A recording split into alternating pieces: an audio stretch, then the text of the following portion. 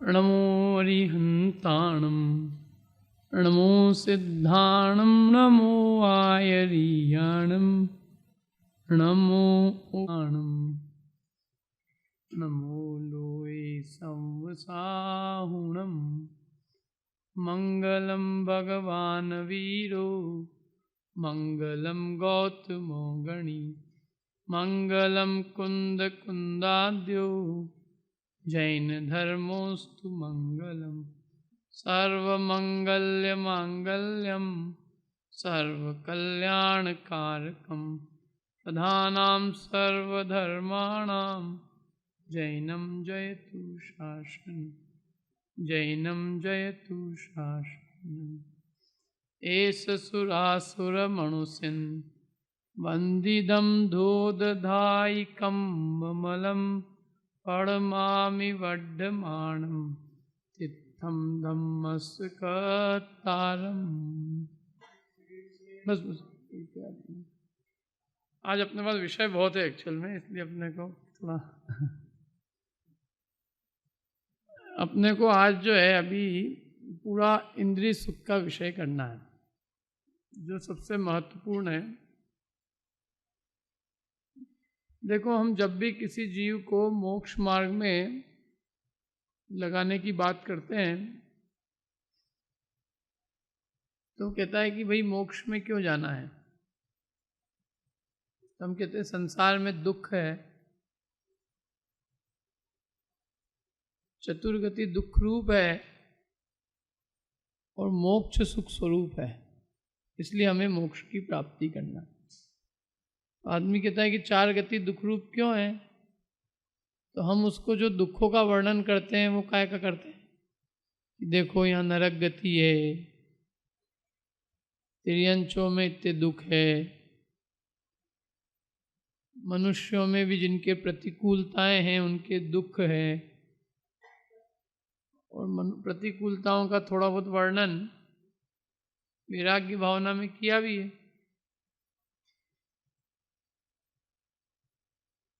उसमें कोई इष्ट वियोगी विलखे, कोई अनिष्ट संयोगी, कोई इष्ट के वियोग से रोता है, कोई अनिष्ट के संयोग से दुखी है, कोई दीन है मतलब उस अनाथ है, कोई उसके ऊपर कोई नहीं है, कोई दरिद्रता से दुखी है, कोई शरीर के रोग से दुखी है,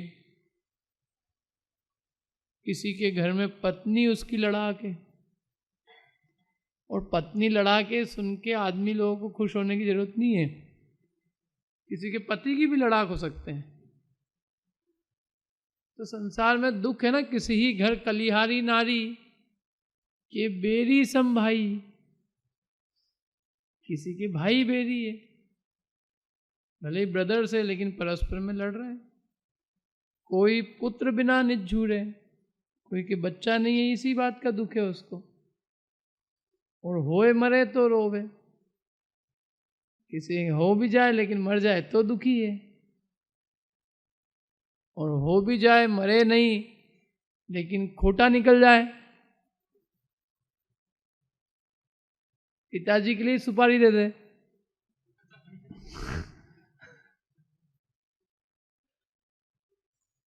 तो खोटी संतति सो दुख उपजे, क्यों प्राणी सुख सोवे। तो सुख कहाँ है। तो आदमी ये सब सुन के कहता है देखो पंडित जी, ये जो आप चीजें समझा रहे हो ना, ये आपने सब पाप के उदय वालों की बताई है ना। तो हमारी कलिहारी पत्नी है, तुम्हारी होगी।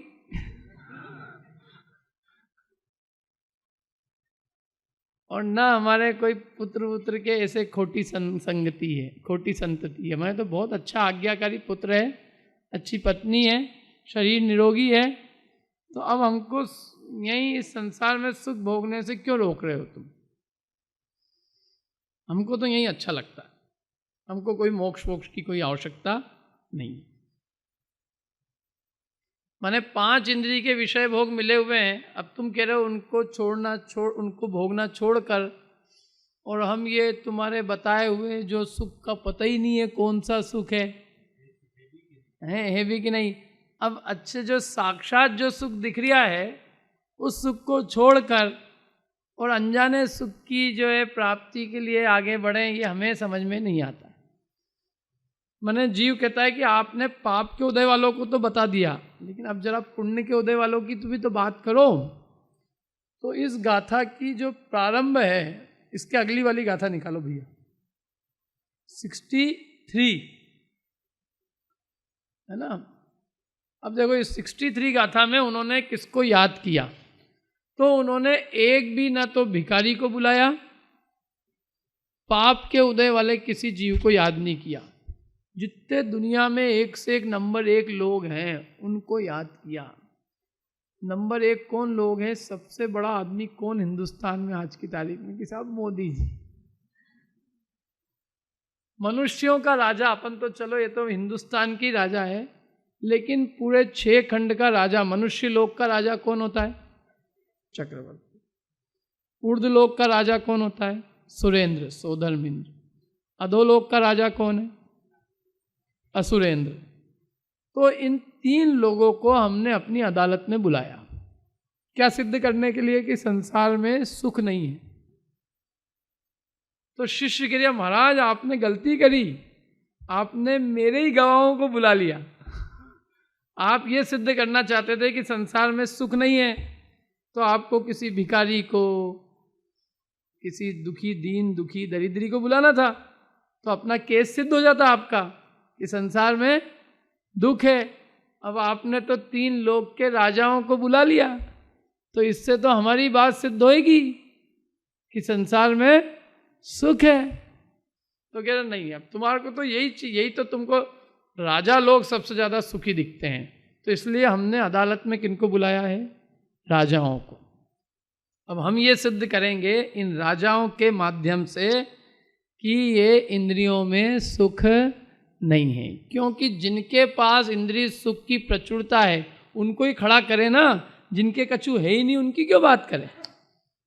प्रवचन सार में एक लाइन भी पाप के उदय वालों के ऊपर नहीं लिखी,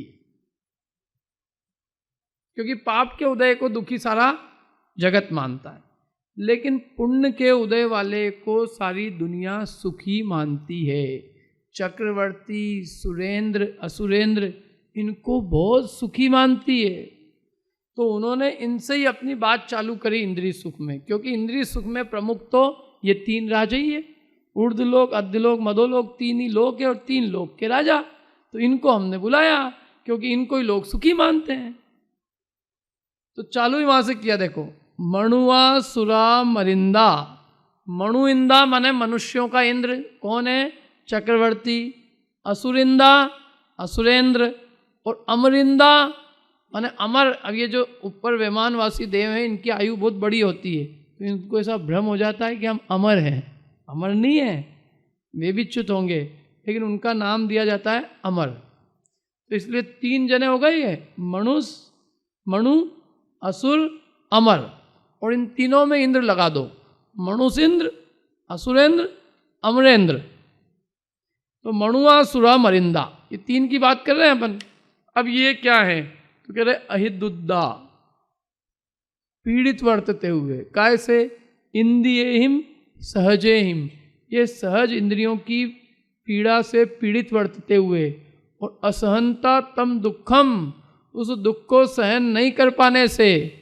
रमंती विषयेषु रम्येषु, ये रमणीक लगने वाले विषयों में रमण करते हैं। क्या कह रहे हैं? मतलब कि आप अब आचार्य हम ये कह रहे हैं कि साहब ये बहुत सुखी है, चक्रवर्ती, असुरेंद्र और सुरेंद्र महासुखी है। तो आचार्य ने प्रश्न किया कि तूने कैसे जाना कि ये सुखी है? कि ये 5 इंद्रियों के रम्य विषयों में रमण करते हैं, इससे हमने जाना कि ये सुखी है। तो आचार्य देव कहते हैं कि इससे ही हमने जाना कि ये दुखी है। तर्क नहीं बदला। जिस तर्क से उसने कहा कि ये सुखी है क्योंकि ये विषयों में रमते हैं, इससे हमने जाना ये सुखी है, तो वो कह रहे हैं कि ये विषयों में रमते हैं, इससे ही हमने जाना कि ये दुखी है। क्या बात कर रहे हो आप? अरे विषयों में रमण करता है वो तो सुखी हुआ ना। कि भैया तुम्हें विषयों में रमण करना सुखरूप दिख रहा है, और हमें ये दिख रहा है कि वो विषयों में उसने रमण तभी किया जब उससे विषयों की पीड़ा सहन नहीं हुई। तो वो तो वास्तव में विषयों की पीड़ा से भयंकर पीड़ित है। वो पीड़ित व्यक्ति को तुम सुखी कह रहे हो। इसकी अगली वाली गाथा देखो, एक और गाथा पढ़ता हूं मैं, फिर आपको उससे समझ में आएगा। इसकी अगली नेक्स्ट गाथा लाल वाली कलर की, नेक्स्ट पेज पे 64 नंबर की, एक पेज आगे देखो, अगली गाथा पढ़ते हैं। हाँ, ये बस यहाँ, जैसिम विषयेषु रति, जिनकी विषयों में रति है, जिनका विषयों में प्रेम है, तेसिम, उनके दुखम, दुख, वियाण स्वभावम, उनके तुम स्वाभाविक रूप से उन्हें दुखी जानो। जय तम नहीं स्वभावम, यदि वो उनका दुख स्वाभाविक न हो तो वावारो नत्थि विषयत्थम, तो विषय के लिए उनका व्यापार देखने में नहीं आना चाहिए। यदि वे दुखी नहीं हैं तो वे विषयों में व्यापार क्यों करते हैं? क्योंकि दुखी व्यक्ति ही दुख से पीड़ित होता हुआ घबरा कर और दुख के शमन के लिए विषयों का आश्रय करते हैं। जो दुखी नहीं होता है वो विषयों में रमण नहीं करते। कोई व्यक्ति ये कहे कि मैं बहुत स्वस्थ आदमी हूं, तो हम उससे पूछेंगे ना कैसे स्वस्थ हो आप? कि कुछ नहीं, बहुत स्वस्थ हूं मैं। कि बताओ तो सही कैसे स्वस्थ हो? कि मेरे को सुबह से शाम तक 5 डॉक्टर देखने आते हैं, एक allopathy, naturopathy, Ayurvedic, allopathic, homeopathic, क्या और भी कुछ है तुम्हारे सुख के निशानी, कि एक कमरा पूरा दवाइयों से ही भरा हुआ है। और अहमदाबाद के जितने अस्पताल है सब जगह एक बार तो विजिट कर ही आए हूँ। नर्सें जानने लग गई अब तो हम कहेंगे भैया ये जितने चिन्ह तूने बताए हैं ये स्वस्थता के चिन्ह नहीं है, बल्कि ये सब इस बात को बता रहे हैं कि तू कितना भयंकर रोगी है। ऐसे ही ये जितने 5 इंद्रिय के विषयों में प्रवृत्ति है तो वे उसके सुख को सूचित नहीं करते, वे उसके भयंकर दुख को बताते हैं। 5 इंद्रियों के गंदे से गंदे विषयों में जो प्रवृत्ति है वो जीव के सुख को नहीं बताती, बल्कि जीव के भयंकर दुख को बताती है। बिना दुख के उन विषयों में प्रवृत्ति नहीं होती। जो कृतकृत्य होता है, सुखी होता है, उसकी विषयों में प्रवृत्ति देखने में नहीं आती। कोई भी चींटी भी कोई काम करेगी तो बिना प्रयोजन के नहीं करेगी। ऐसे ये पंचेंद्रिय के विषयों में प्रवृत्ति कर रहा है, इसका मतलब ये है कि ये पीड़ित है और पीड़ा को दूर करने के लिए ये उनमें विषयों में प्रवृत्ति कर रहा। इसमें 3-4 उदाहरण और दिए टीका में कि जिसके कान में दर्द नहीं होगा वो भला कान में बकरे का मूत्र क्यों डलवाएगा? हमारे उत्तर भारत में 16 होता है। 16 माने सब कपड़े भी वो धोते हैं और पूरे कपड़े धो के खाना बनाते हैं और खाना खाते भी हैं, तो पूरे कपड़े का बहुत चलता है। मैं मारवाड़ी हूँ, मेरे यहाँ नहीं है इतना, लेकिन वो मालवा जहाँ हम लोग हैं वहाँ पे ऐसा है, क्योंकि मारवाड़ वालों को तो पानी देखने को ही नहीं मिलता, बेचारे वो क्या कपड़े धोएंगे। तो अब वो क्या है कि वो अम्मा जी जो बिल्कुल 16 पालती है, यदि उनके रसोई में कोई बच्चा बिना नहाया हुआ घुस जाए तो अम्मा उस बच्चे की वो हालत करेगी जो हिंदुस्तान के सैनिक की पाकिस्तानी नहीं करे।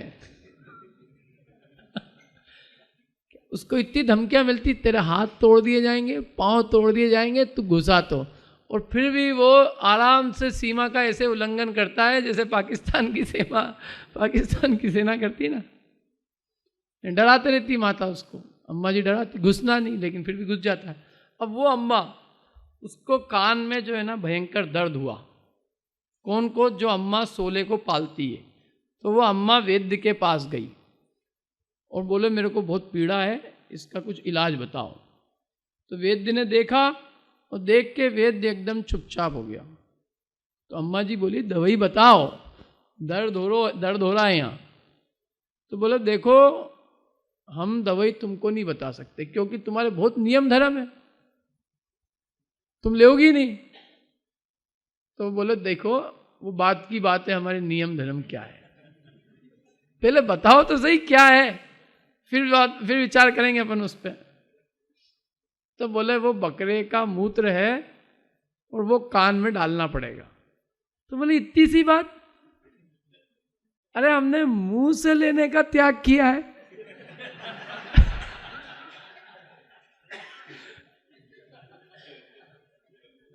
कान का थोड़ी नहीं हमारा कोई त्याग है क्या? तो बोले नहीं बात ऐसी नहीं है, वो बात ये है कि वो कान और मुंह की नलियां सब आपस में जुड़ी रहती है, तो वो कान मुंह में आ जाएगा। तो अम्मा जी 2 मिनट तक सोचती रही, फिर अम्मा जी ने कहा देखो हमारे धर्म में प्रायश्चित का भी विधान है, तो इसलिए तुम बिल्कुल चिंता मत करो, तुम तो हमारे कान में बकरे का मूत्र डाल दो। अब जो बकरा कहाँ पल रहा है वो, जिसको वो देख ले अम्मा तो आंख को 2 बार धोए वो उसके यहाँ बकरा पलता और उसके बकरे का मूत्र, और वो उसके मुंह में भी आ जाए इस शर्त पे भी वो लेने को तैयार है। तो इसका मतलब क्या है कि उसको कान के अंदर भयंकर पीड़ा है। बिना पीड़ा के कोई कान में बकरे का मूत्र क्यों डलवाएगा? आंख में कोई अंजन डाल रहा है, इसका मतलब उसको नेत्र की पीड़ा है। कोई अपना ताप उतार रहा है, क्या भयंकर गर्मी है तो गर्मी के अंदर ताप उतारता दिखता है क्या? ऐसे ही जिसको घाव होता है तो वो क्या करता है, मलहम पट्टी करता है। तो वो कहते हैं कि ये जितने भी उपचार है, यदि उसको वो पीड़ा नहीं है तो वो उपचार करता देखने में नहीं आना चाहिए। वो उपचार कर रहा है, इसका मतलब ये है कि उसके भयंकर पीड़ा है। समझ में आया ना? 5 इसमें दिए, इसमें देखो आप पढ़ोगे यदि आप तो इसमें आगे दिए, पढ़ते हैं अपन, भले इसके अंदर से ही पढ़ते हैं अपन। देखो 5 उदाहरण दिए, जिस जैसे विषयेषु रति, जिनकी विषयों में रति है उनके लिए।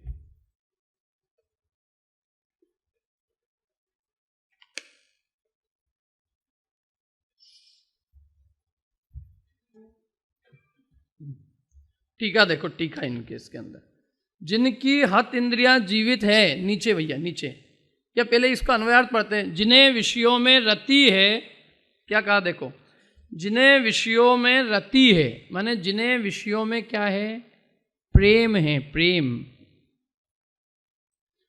उन्हें दुख स्वाभाविक जानो, माने वे उन विषयों में रति के कारण से क्या है, दुखी है।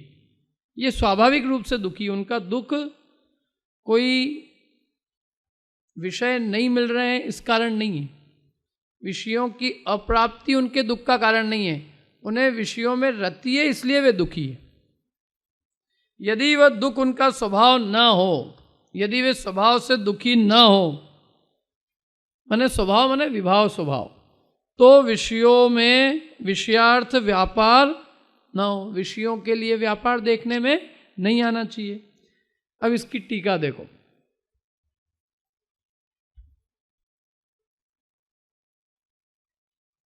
जिनकी हत निकृष्ट इंद्रियां जीवित है, उन्हें उपाधि के कारण, मायने बाह्य संयोगों के कारण औपाधिक दुख नहीं है, किंतु स्वाभाविक ही है।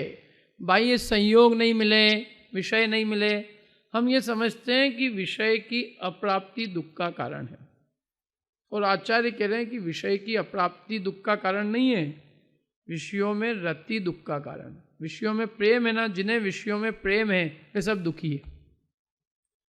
कि साहब जब विषय मिल जाएंगे तो दुख दूर हो जाएगा, कि नहीं, विषय मिलने पर भी विषयों की रति नहीं मिटती है, बल्कि जो जो हम विषय भोग भोगते हैं त्यों त्यों विषयों में रति और बढ़ती जाती है। जो जो भोग संजोग मनोहर, मन वांछित जन पावे, तृष्णा नागिन त्यों त्यों डंके लहर जहर की आवे।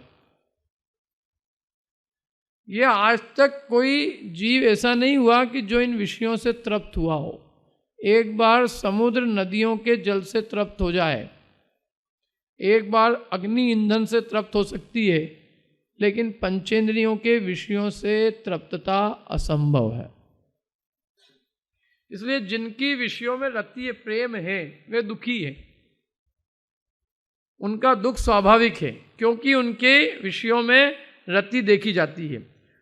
अब इसके बाद में उन्होंने 5 इंद्रियों के गुलामों के उदाहरण दिए, जैसे हाथी हथिनी रूप कुट्टिनी के शरीर स्पर्श की ओर, मछली बंसी में फंसे हुए मांस के स्वाद की ओर, भ्रमर बंद हो जाने वाले कमल के गंध की ओर, पतंगा दीपक की ज्योति के रूप की ओर, और हिरण शिकारी के संगीत के स्वर की ओर दौड़ते हुए दिखाई देते हैं। उसी प्रकार दुर्निवार इंद्रिय वेदना के वशीभूत होते हुए वे काय से दुर्निवार, जिसका निवारण नहीं किया जा सकता, ऐसी भयंकर उन्हें इंद्रियों की वेदना है, उसके वशीभूत होते हुए वे यद्यपि विषयों का नाश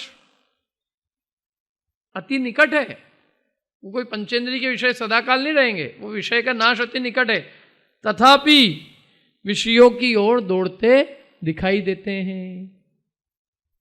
फिर इसके बाद में उन्होंने उदाहरण दिए, ये जो 3 जो मैंने दिए थे। और यदि वो उनका दुख स्वाभाविक हो, स्वाभाविक है, यदि उनका दुख स्वाभाविक है ऐसा स्वीकार न किया जाए, वे दुखी हैं ऐसा कोई नहीं मानेगी, कोई दुखी वुखी नहीं है। तो यदि वे दुखी नहीं है तो जैसे जिसका शीत ज्वर उपशांत हो गया है, वो पसीना आने के लिए उपचार करता, भाई शीत ज्वर चला गया है तो फिर पसीना लाने की जरूरत क्या है?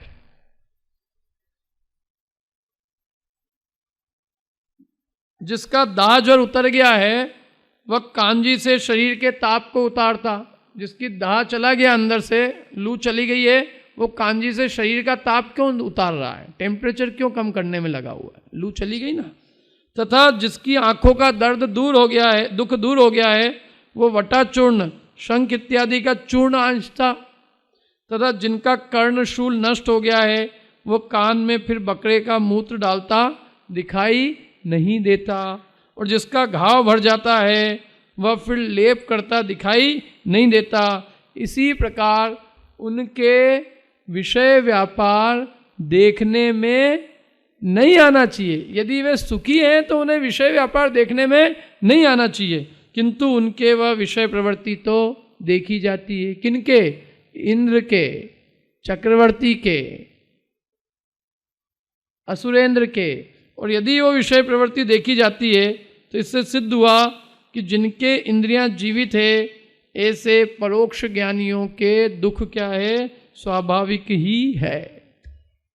सीधी एक ही बात करी उन्होंने कि जिसको तुम सुख का कारण मान रहे हो, हमें तो वे सब दुख के कारण दिखते हैं। जिन भोगों को तुम सुख के कारण बता रहे हो, पंचेंद्रिय के विषय को, अरे हमें तो लगता है कि ये व्यक्ति इस व्यक्ति से अधिक पीड़ित और कोई नहीं है दुनिया में। हम सुखी, किसी कोई भी हमसे पूछता है फलाना व्यक्ति कैसे हैं? बहुत सुखी है। ये सुखी कैसे हैं? सुखी पूछो ही मत, पूछ तो रहे कैसे सुखी बताओ। सब उनके घर में पूरा सेंट्रल एयर कंडीशनर लगा है, 5-5 हलवाई लगे हुए हैं।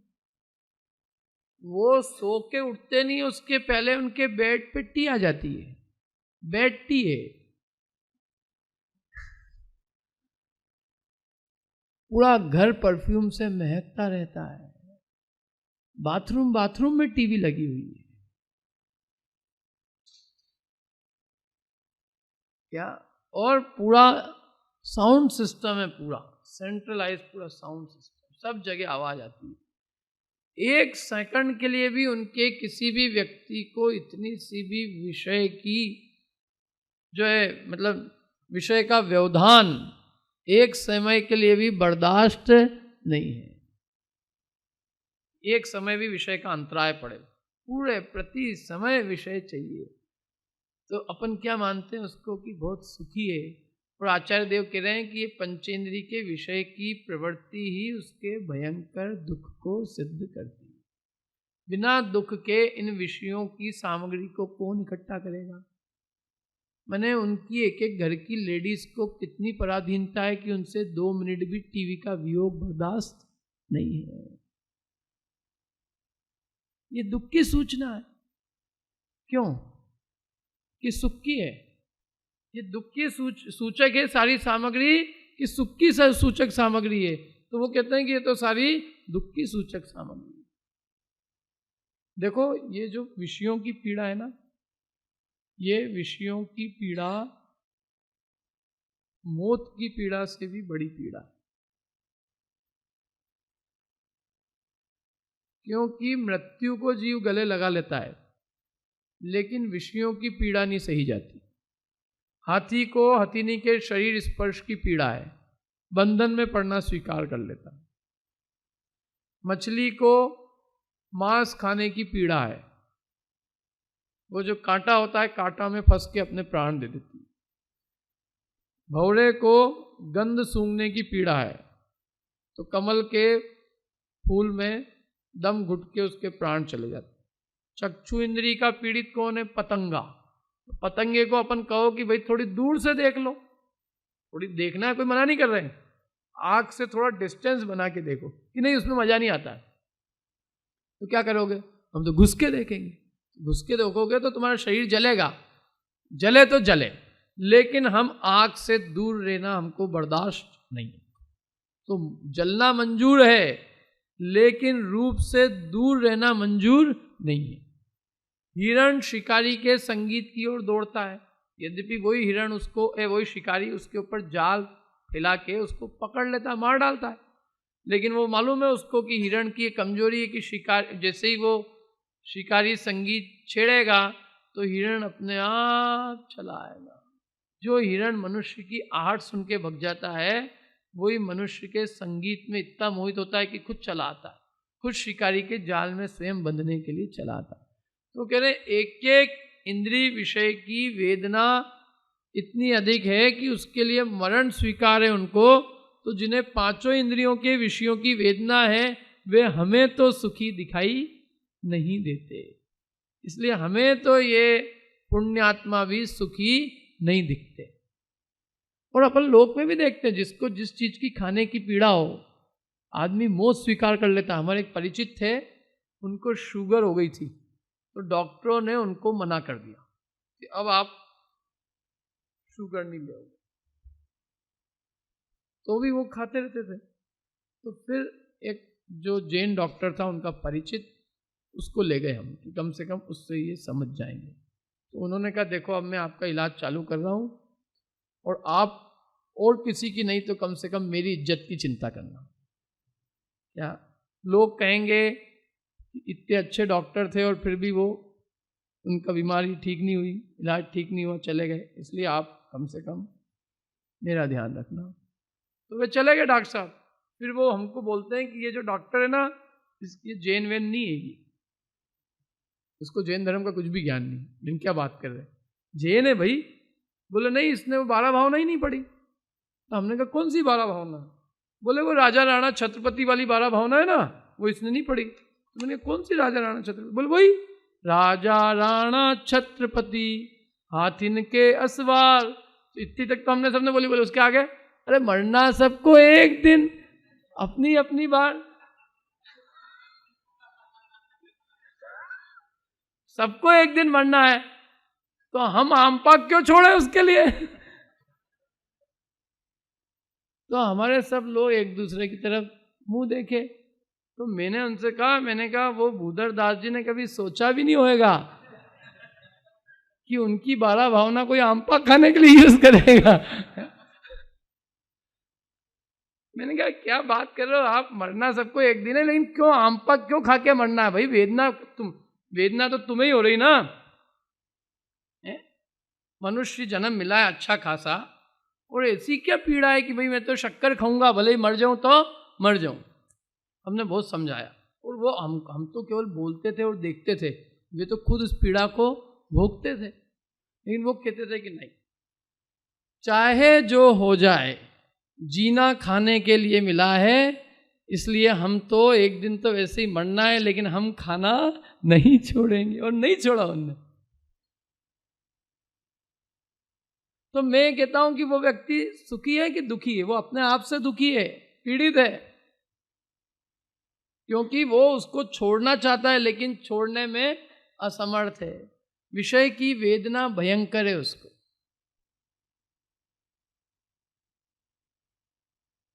अरे कोई भी व्यक्ति, चाहे कितनी अच्छी सस्ती दवाई मिल रही हो दुनिया में 90% डिस्काउंट पे, तो भी अपन गाड़ी रोक के सोचते हैं चलो ले लो, कभी अपने भी भाग्य क्यों ले ले भैया? किस लिए ले ले? क्या हम यही प्रार्थना करेंगे ना कि हमको कभी रोग ही उत्पन्न नहीं हो? अरे चाहे मुफ्त की भी दवाई मिलती हो, चाहे हमारा बहुत बढ़िया से बढ़िया भी मेडिकल इंश्योरेंस हो, तो भी हम ये क्यों इच्छा करेंगे कि हमको भी कभी क्लेम लेने का मौका मिले?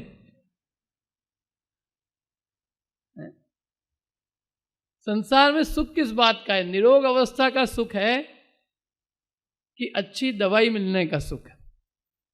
बोलो। निरोग अवस्था का जो सुख है, क्या उस सुख वाले की किसी भी अच्छे से अच्छे इलाज मिलने वाले से कंपैरिजन किया जा सकता है? बहुत अच्छा इलाज मिल रहा है। हमारा एक परिचित है, उनको हार्ट अटैक आ गया, तो मैं उनको देखने गया, तो एकदम जैसे ही उनके घर पहुंचे तो हम बिल्कुल रोने की चेहरा हो गया हमारा। हमको बड़ा लगा कि ये चले जाएं, बहुत भयंकर हार्ट अटैक आया। तो वो उन्होंने जैसे ही हमको देखा तो बोले इधर आओ, तुमको कोई बीमारी हो गई? तो मैंने कहा नहीं नहीं कुछ नहीं है। ऐसे कैसे हो रहा हो? इधर बैठो, आपको मालूम क्या हुआ हमको? नहीं, भयंकर हार्ट अटैक आया, भयंकर तो मैंने कहा फिर क्या हुआ आगे? पूरे इंदौर में अपन ने दिखाया, मना कर दिया डॉक्टरों ने। फिर सीधे पहली फ्लाइट से बॉम्बे, अपना एक लड़का है बॉम्बे में, उसने फ्लाइट से बुला लिया। फिर बॉम्बे में भी रहे, फिर बॉम्बे के बाद में मेरा एक अमेरिका में एक लड़का है, तो फिर मैं तो अमेरिका चला गया। और वहाँ क्या इलाज था, क्या डॉक्टर थे। अब मैं सुनूं, मैंने कहा क्या कह रहे हैं? क्या नर्सें थी। मैंने, और पंडित जी आपको मालूम मेरा एक एक इंजेक्शन कितने का आता था? नहीं, $200 का आता था। अब वो तो बोले ही जाए बोले ही जाए, बहुत देर तक तो मैं सुनता रहा। फिर मैंने उनसे कहा, मैंने कहा यदि ऐसा हो तो एक अटैक और आ जाए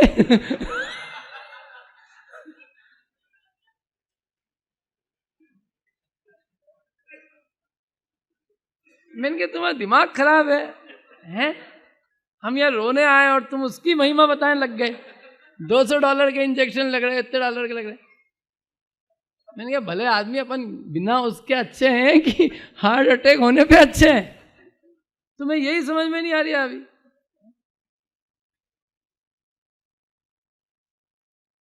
क्या निरोग अवस्था के सुख की, और अच्छे से अच्छी, मैं मना नहीं कर रहा हूं, मैंने कहा तुम्हारा अच्छा इलाज हुआ, सब बढ़िया हुआ, उससे मुझे कोई इनकार नहीं है। तुम्हारे बिस्तर के इधर भी झील थी और इधर भी झील थी, मैं कोई मना नहीं कर रहा हूं। लेकिन ये बताओ कि अपने को वहां नहीं जाना पड़ता, वो अच्छा होता कि अपन बीमारी अवस्था में गए वहां अच्छा होगा? हमें यही समझ में नहीं आ रहा अभी। हम तुम्हें क्या इंद्रिय सुख अतीन्द्रिय सुख पढ़ाएंगे? अरे संसार में जिसे कोई बीमारी नहीं है, कोई पीड़ा ही नहीं है, उसके सुख की तुलना किसी से नहीं की जा सकती। कभी विचार करना आप, जिन्हें पंचेंद्रिय के विषयों में रति नहीं है, उनका जो सुख है वो अनंत पुण्यवानों के सुख से भी कई अधिक है, क्योंकि पुण्यवान की विषय में रति है, वो इसका इलाज कर रहा है। ये जितने विषय भोग है ये हमारे व्याधि के प्रतिकार समान है, लेकिन जिन्हें व्याधि नहीं है वे सहज सुखी हैं।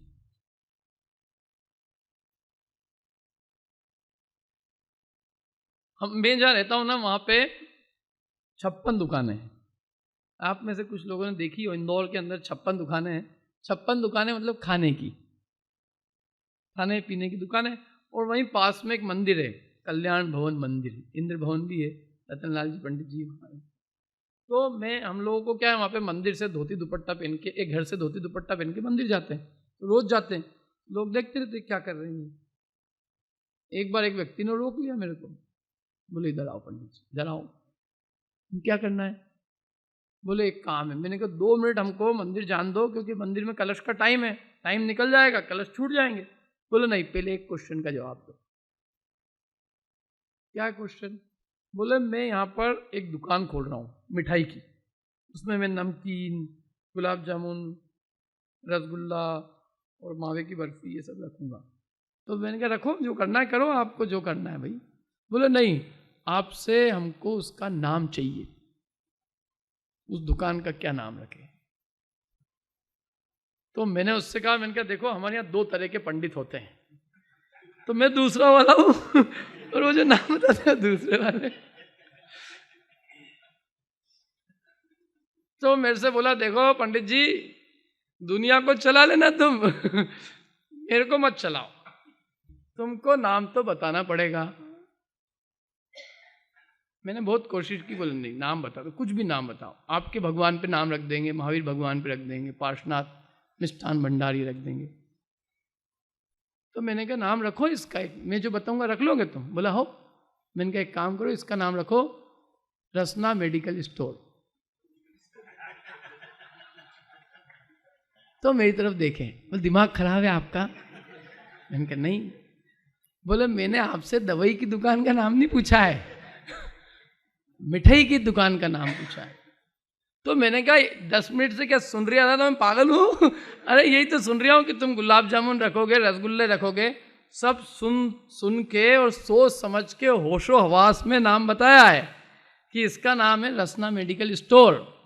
और मैंने कहा बहुत अच्छा नाम दिया है, यदि ज़्यादा कठोर नाम पूछोगे ना तो मैं इसका नाम दूंगा रसना रोग भंडार। तो मेरे ऊपर गुस्सा हो गया, वो बोला है कुछ भी बात करते रहते हो तुम। मैंने कहा क्या बात करते हैं, तुम्हारे यहाँ कौन आएगा खाना खाने, ये कौन आएगा चीज़ें खाने?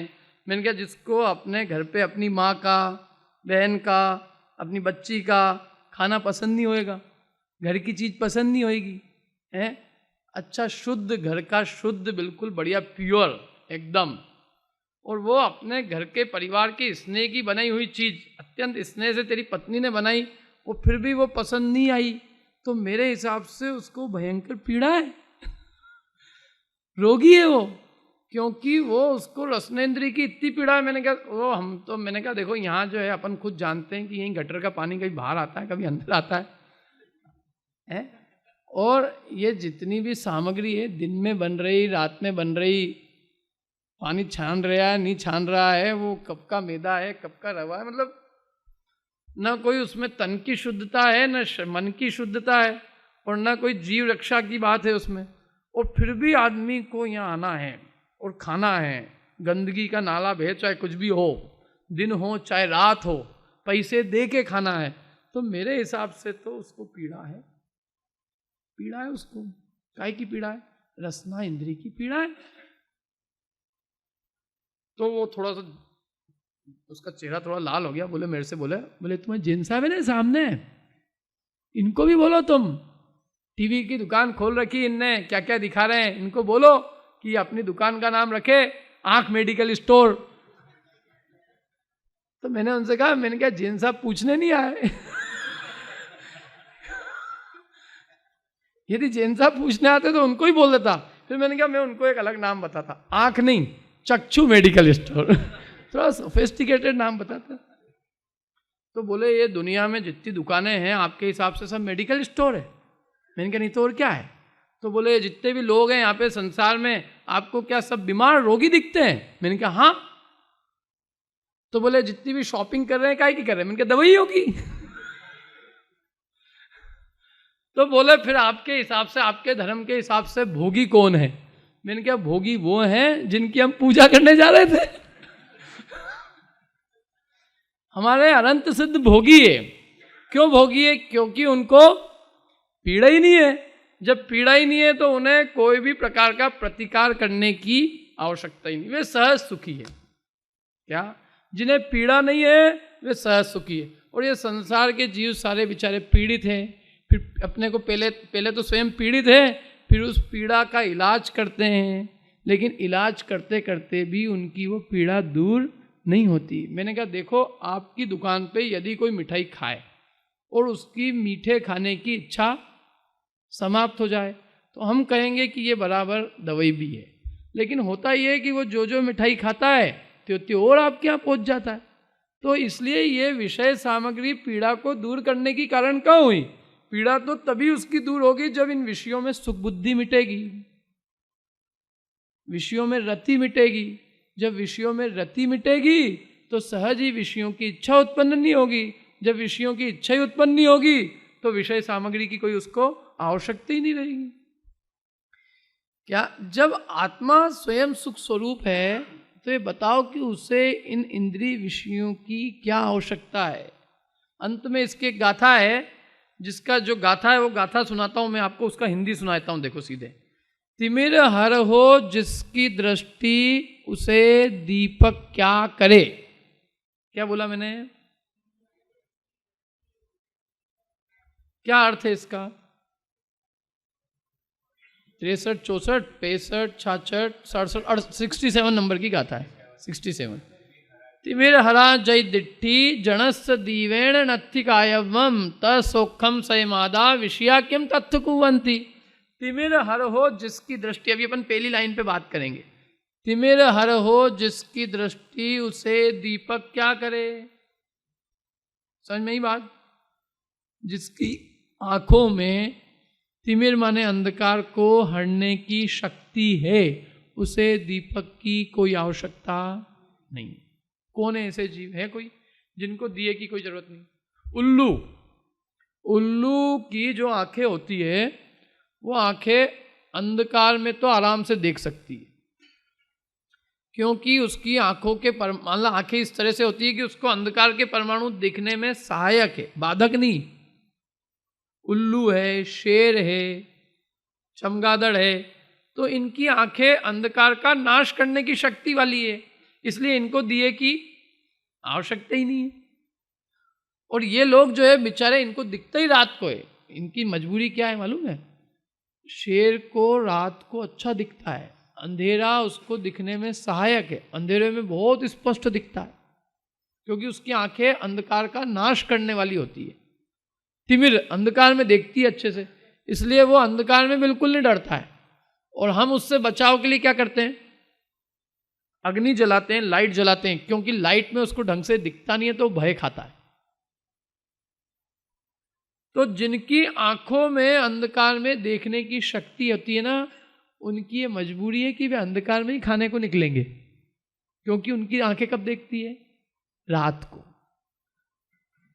अब जो लोग अंधकार में खाने को निकलते हैं, मैं सोचता हूं कि ये आखिर क्या है? ये इसकी आंख तिमिर हर है क्या? भाई मनुष्य को स्वाभाविक कब दिखता है? दिन के प्रकाश में। हमारी जो आंखें हैं वो सूर्य के प्रकाश में देखती है। जब सूर्य के प्रकाश में दिखेगा तो हम सूर्य के प्रकाश में ही खाएंगे ना। जिनकी मजबूरी है कि जिनको रात को दिखे वे रात को खाएं, लेकिन जिनको दिन में दिखे वे रात को क्यों खाएं? वो क्या है? पहले के संस्कार नहीं गए।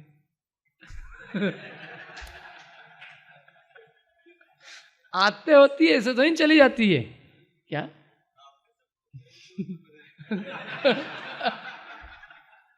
मैंने कुछ नहीं कहा है। लेकिन संस्कार नहीं जाते। एक तो दिक्कत क्या है देखो, एक तो संस्कार पहले के हों, और दूसरी बात क्या है कि जिनको वहां जाने की तैयारी हो तो पहले से प्रैक्टिस करेंगे ना आदमी। क्या? तो इसलिए वो अंधकार में ही उनकी भोजन करने की इच्छा उत्पन्न होती है, अन्यथा मनुष्य का एक्चुअल में स्वाभाविक भोजन ही दिन का। तो ये तो उदाहरण है कि तिमिर हर हो जिसकी दृष्टि उसे दीपक क्या करे। अब सिद्धांत क्या है? त्यों जीव स्वयं सुखरूप है तो इंद्रिय विषय तब क्या करे? सोखम, उसी प्रकार सोखम स्वयं आदा, स्वयं माने स्वयं, आदा माने आत्मा। जब आत्मा स्वयं ही सुख स्वरूप है, विषया किम तत्थ कुवंती, विषय फिर वहां क्या करेंगे? यदि आत्मा में सुख नहीं हो, मेरे में सुख नहीं हो, और विषय में सुख हो तो विषयों में प्रवृत्ति करना समझ में आता है। भाई कोई चीज़ मेरे पास नहीं है, उसके पास, उसमें से मिल जाएगी। लेकिन यहाँ तो उल्टा है, मेरे सुख स्वभाव तो मेरा है और विषय तो जड़ है, तो फिर विषय मेरे सुख के लिए अकिंचित करे, अर्थात कुछ भी नहीं करते। ये जीव विषयों में क्यों दौड़ लगाता है, ये इससे पूछो, क्योंकि इसने विषयों में व्यर्थ में सुख मान रखा है और इसकी बुद्धि इसके दुख का कारण।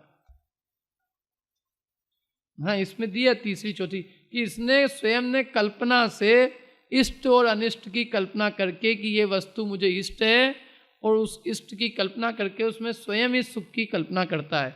वस्तुतः पर पदार्थ इसके लिए सुख के किंचित मात्र भी कारण नहीं है, क्योंकि आत्मा स्वयं सुख स्वरूप है ना।